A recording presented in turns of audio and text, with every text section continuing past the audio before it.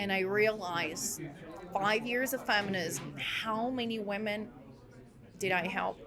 None. And I almost lost my life. I realized that feminists and all other ideological and identitarian movements, they just want to use hurt people like I was as political puppets. And when they don't need us anymore, we are completely disposable for them. So feminism changed me, made me a vulnerable woman. And then Christian family rescued me and took care of me. Alex Hadawar for Ribbon News, and I'm currently in Mexico City, and I travel all the way down for bringing you the latest update on the CPAC, the Conservative Political Action Conference that took place in Polanco, Mexico. So I came here because I want to give a voice to the conservative leaders who are fighting for freedom around the world. Most of the speakers we engaged with were influential in the Spanish-speaking world. But today I engaged with Sara Huff. Sara Huff is a former feminist. When she was young, she suffered from multiple kinds of abuse, leading her to fight for the woman's rights. Unfortunately, the group Femen, that is a feminist Ukrainian origin group, took her as their face. Afterwards, a lot of indoctrination followed, but today she is telling us her story, how she get through, and now she's not a feminist anymore. She's actually fighting against those groups. So before you see the whole interview, go over rebelcpac.com and chip in what you can to support my journey here in Mexico if you think it was really important to report on this important event. My name is Sara Huff. I'm Brazilian. I'm currently living in Texas in the United States. I came from a very dysfunctional family in the countryside of Sao Paulo, Brazil. Unfortunately, one of my brothers, 10 years older than me, he was in the middle of narcos, drug dealing, and he was extremely violent, very abused. He used to beat up my mom, my dad, me as well. Very violent, and my upbringing was very, very tough. And I grew up with that. And when I turned 16, unfortunately, he kicked me out of my house. He put a gun inside my mouth, and he kicked me out. And he told me if I came back, he would kill me. So I started to live with some relatives, and then I ended up on streets. At the age of 16, I had to turn in my own family. I have to turn in my own dad, my own mother.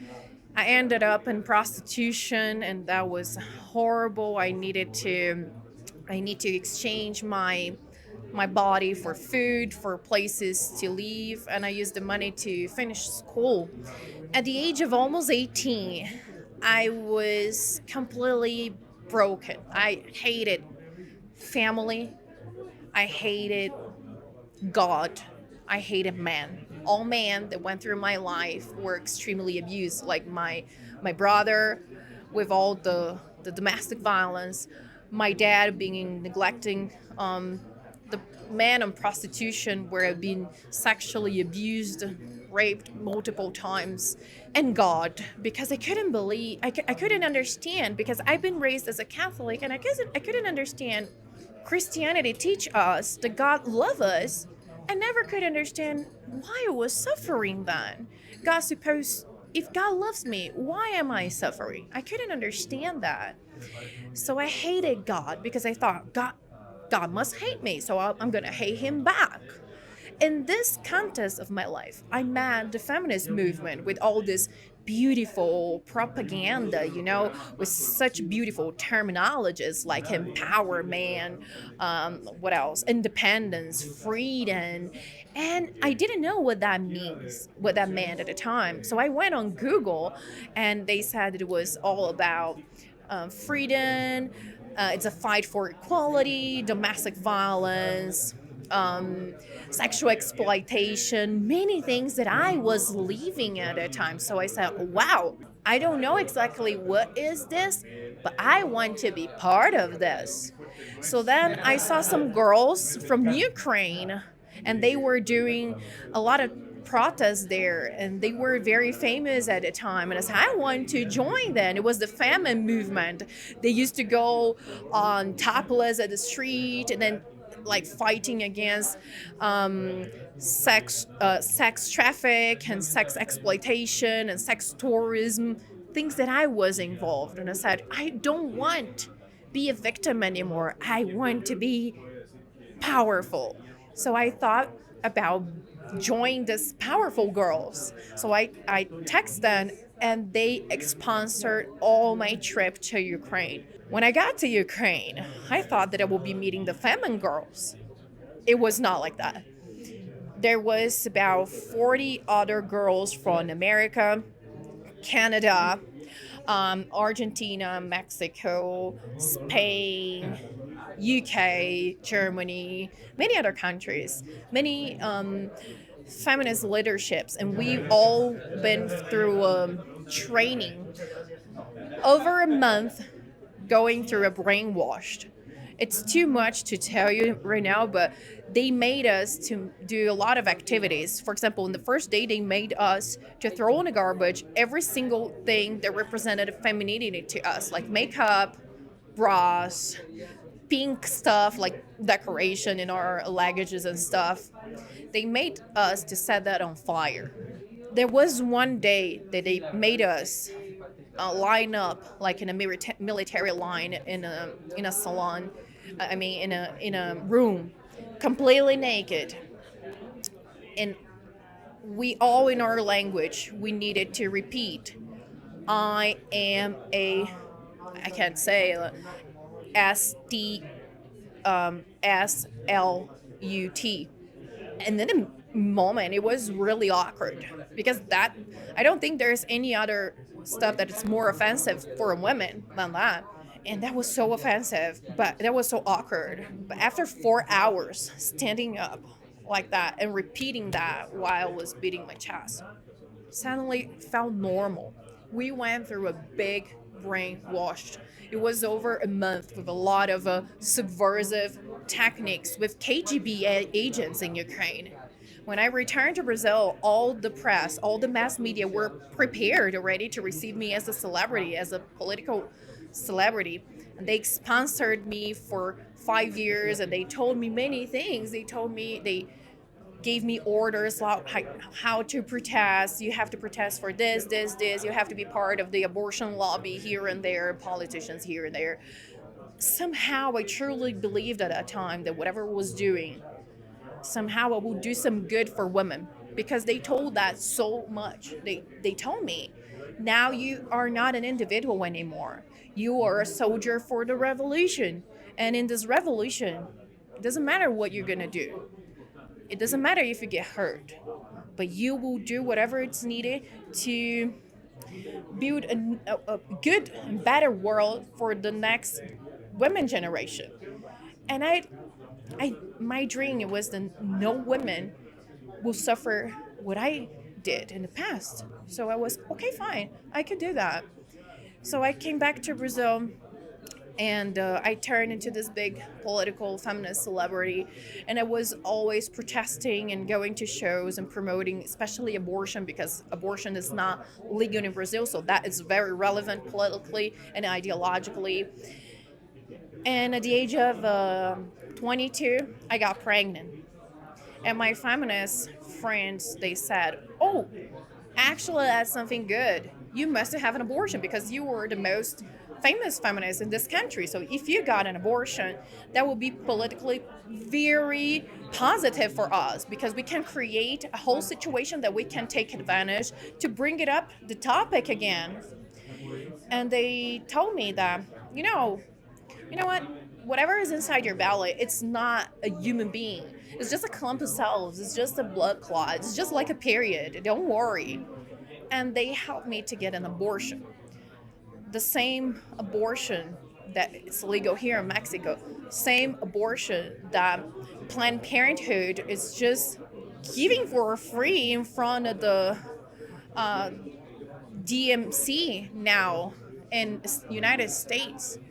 They said it was about empowerment and freedom. They said it was just my right, my body, my choice. They said that I will feel just some cramps.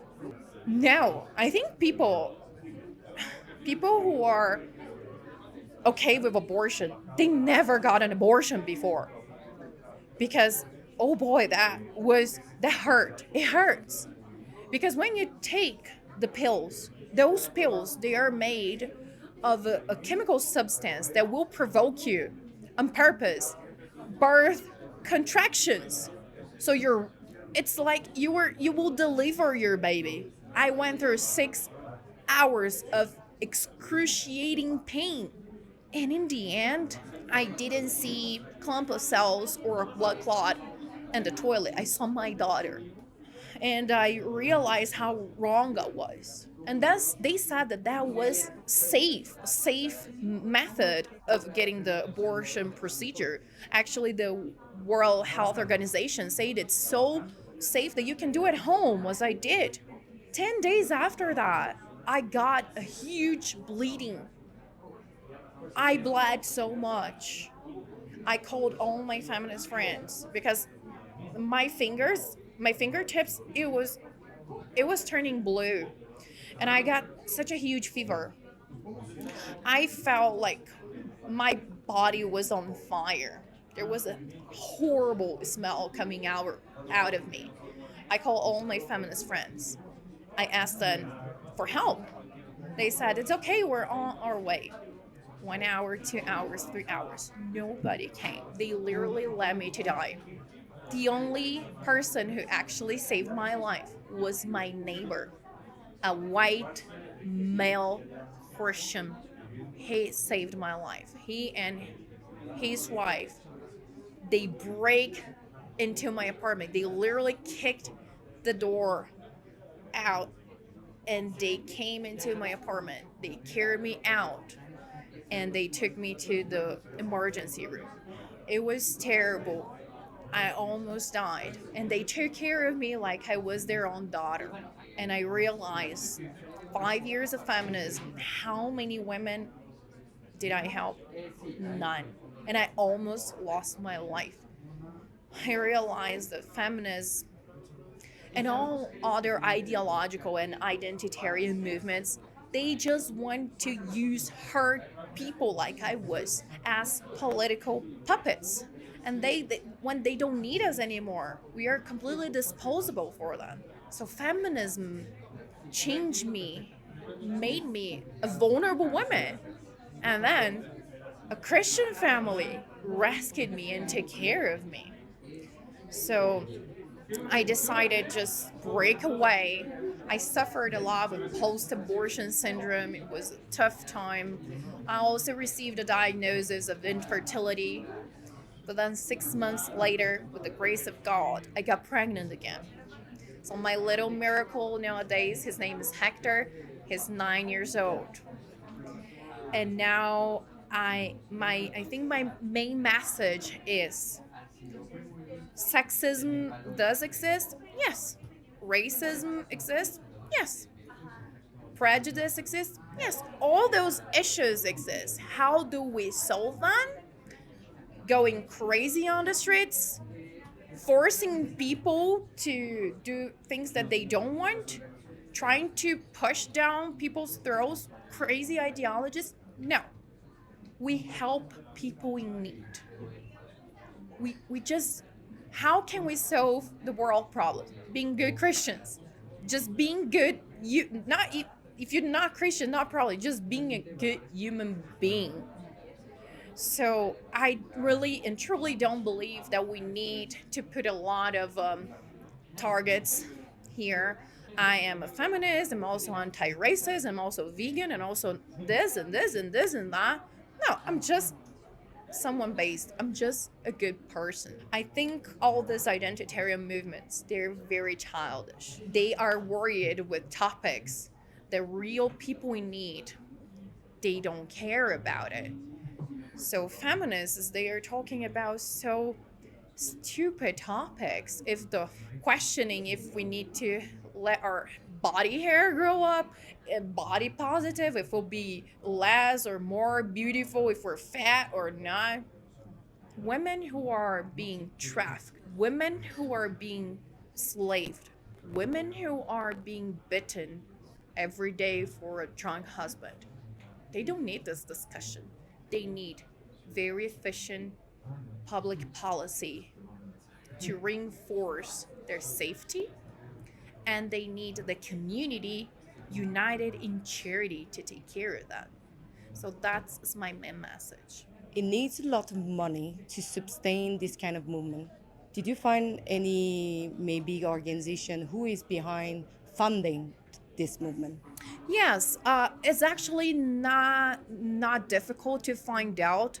Anyone can go online right now after watch this interview and just type www.opensocietyfoundation.org, and that's the George Soros Foundation, and they will see that in the last 8 years, this foundation has gave $21 billion for it's distributed on the entire world for the entire world in organizations split it between what they call in their own website quality, social and racial justice, and climate change. So anyone can apply to receive their money. They have applications, they have grants. Anyone can apply and can receive it.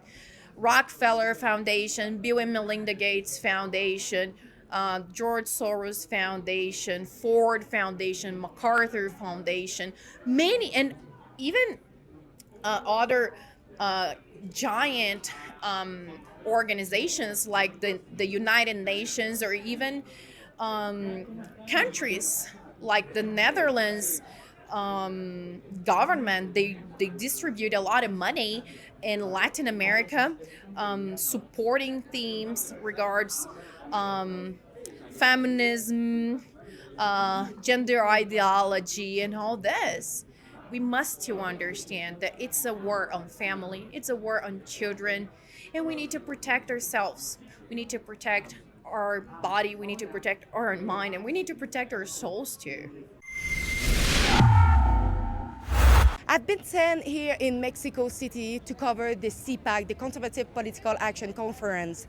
I came here because it was important for us to give the voice to those conservative leaders here in the Latin world. But of course, there were other speakers. But it's not cheap to travel all the way here, and I need your help because all of you, we can do all this. Thanks in advance to go over rebelcpac.com to chip in what you can and to watch my report, my hard work on the ground. So I repeat, rebelcpac.com, and thank you for donating, same if it's just $1.